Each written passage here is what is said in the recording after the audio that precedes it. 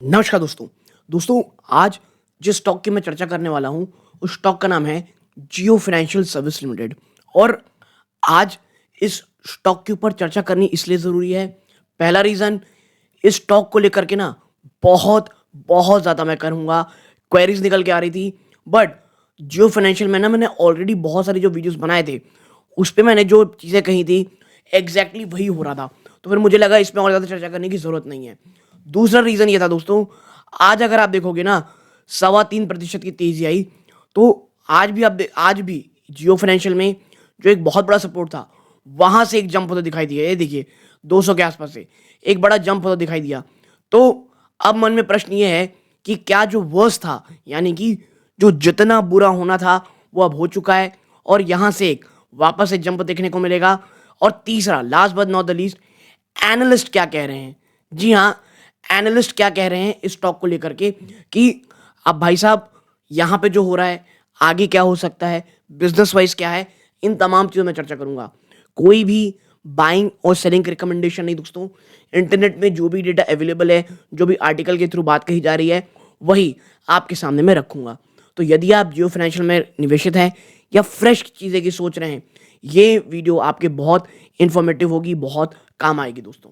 ठीक है, चलते हैं वापस स्टॉक के ऊपर। देखिए, आप यहाँ पाओगे एक साल के अंदर स्टॉक ऊपरी स्तरों से आप देखेंगे तो ऑलमोस्ट ऑलमोस्ट 48% आप कह सकते हैं 50% क्रैश हो चुका है। जी हाँ, कितना? 50% क्रैश हो चुका है। अब यहाँ पर जो बात कही जा रही है कि भाई क्या जो वर्स्ट, और ऊपर से देखिए, ऐसे स्टॉक में मैं हमेशा कहता हूँ, जब स्टॉक इस प्रकार का बहुत लंबा समय लेते हैं ना, तो निवेशक बहुत ज़्यादा फंसे पड़े रहते हैं इन पूरे रेंजेस में। और आप देखिए, जैसे ही 300 का लेवल टूटा है, फिर कहीं स्टॉप नहीं हुआ, स्टॉक लगातार नीचे गिरावट दिखा रहा था।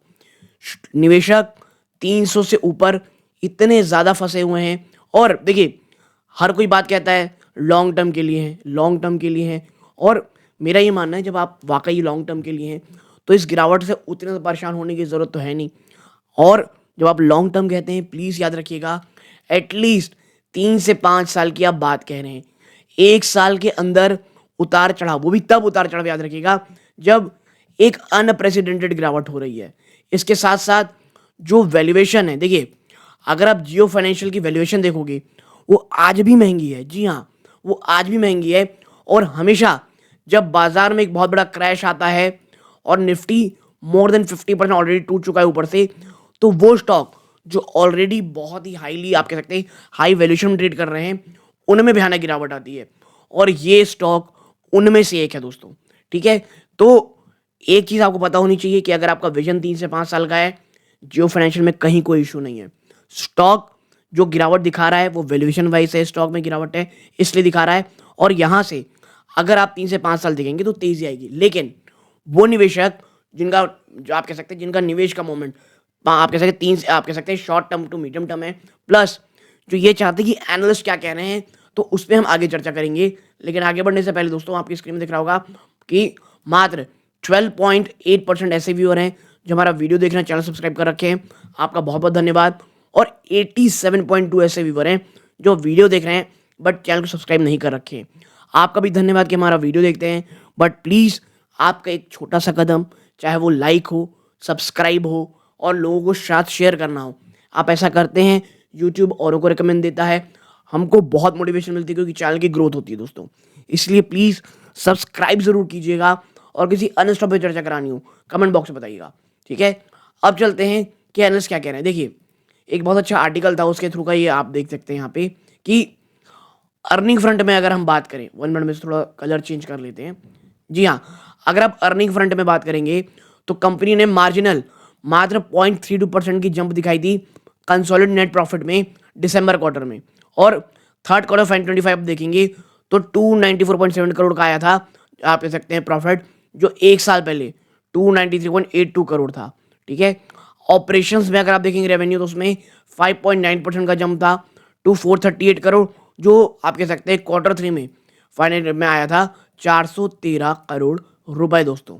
ओके, अब अगर हम आगे बढ़ते देखेंगे तो आप पाएंगे कि जो क्रांति भाटी हैं, जो डायरेक्टर हैं इक्विटी स्ट्रेटजी के यहाँ पर वेल्थ मिल सिक्योरिटी के, उनका कहना है वो इन्वेस्टर जिनका विजन लॉन्ग टर्म व्यू का है वो जियो को ऐड कर सकते हैं डिप में। और कहा यह जा रहा है कि कंपनी की जो फौरी हुई है कहाँ पर, फाइनेंशियल सर्विस में, स्टॉक ब्रोकिंग में और एएमसी में बिजनेस में। और जिनका मीडियम टू शॉर्ट टर्म का व्यू है उन्हें अभी हड़बड़ाना नहीं है, बल्कि अभी से अवॉइड करना है एनबीएफसी स्टॉक को करंट लेवल्स में। यानी जैसा मैंने कहा कि अगर शॉर्ट टर्म का विजन है तो ये बाय ऑन डिप्स हो सकते हैं, बट अगर आपका शॉर्ट टू माफ कीजिए लॉन्ग टर्म का तो शॉर्ट टू मिड टर्म है, अभी अवॉइड करें। और देखिए आज तो 200 से जंप कर दिया है, बट आने वाले समय में कभी अगर 200 को तोड़कर नीचे गया, यकीन मानिए बहुत बहुत ज़्यादा गिरावट और होती आपको दिखाई देगी। और टेक्निकल में काउंटर में बात करें तो ये बेरिश और लेकिन ओवरसोल्ड लगता है। जी हाँ, कहाँ कौन रहा है ये कि लगभग 190 से 184 की रेंज में, यानी 180 टू 184 की रेंज कही जा रही है कि यहाँ पर बैंक कंपनी आपको थोड़ी सी ओवरसोल्ड लगेगी। देखिए जो ओशो कृष्णन है, सीनियर रिसर्च एनालिस्ट टेक्निकल और डेरिवेटिव के एंजल, उनमें वो कहते हैं कि जो स्टॉक का टेक्निकल पैरामीटर है वो अब ओवरसोल्ड देखने को मिल रहा है और with no sign of respite. It is in formation of lower lows और लोअर हाइज, और ये दिखा रहा है कि अभी इन जो वीकनेस है वो अभी आगे भी जारी रहेगी। For now 220 to 35 expect to resistance any pull back and until this levels are breach the counter likely to continue downward trend. यानी अगर आप वो लेवल देखना चाहते हैं कि जो आप कह सकते हैं शॉर्टेज रेजिस्टेंस का है, जहां पर अगर तोड़ा तो स्टॉक ऊपर जाएगा, याद रखिएगा 220 से लेकर के 235। जब तक जियो फाइनेंशियल इसे तोड़ करके बहुत ऊपर नहीं जाता दोस्तों, तब तक कोई भी तेजी आएगी ऐसा कहना नहीं है। ठीक है, आप देखें जिगर एस पटेल जो सीनियर मैनेजर हैं, टेक्निकल रिसर्च एनालिस्ट है आनंद राठी में, उनका कहना है कि सपोर्ट 190 है और रेजिस्टेंस 210 है, और एक शानदार डिसाइसिव मूव 210 से ऊपर इसे 225 तक लेता हुआ जाता हुआ दिखाई देगा। और जो ट्रेडिंग रेंज कही जा रही है वो 190 से 225, यानी आप समझ जाइए कि अगर आप शॉर्ट टू मीडियम टर्म है तो 190 से 225 की जो रेंज है ये सपोर्ट कहा जा रहा है बड़ा। और देखिए इसी के आसपास से जंप आ गया है और रेजिस्टेंस कहा जा रहा है 225 रुपए का।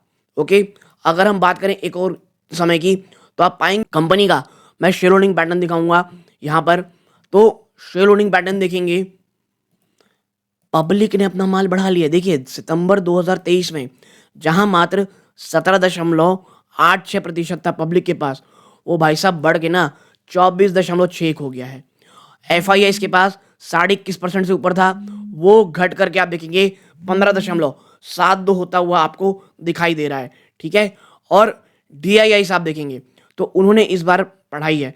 तो मुझे ये लगता है दोस्तों कि यहाँ पर जो भी चीज़ें रहेंगी वो जब तक कोई यहाँ का माल पब्लिक का माल इन दोनों में नहीं जाता तब तक कोई तेजी आने नहीं वाली। और शॉर्ट टू मीडियम टर्म ऐसा होना थोड़ा सा टफ है, इसीलिए Jio financial as a long term company खराब नहीं है।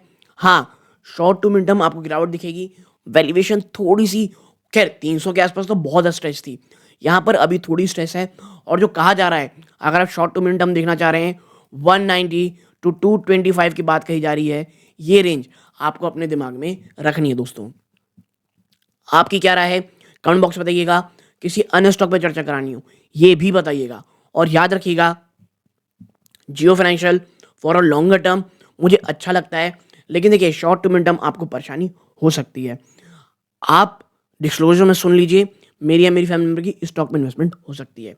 सो प्लीज़ वीडियो को लाइक कीजिएगा, अच्छा लगा हो चैनल सब्सक्राइब कीजिएगा। ये सूर्यकांत है, जय हिंद।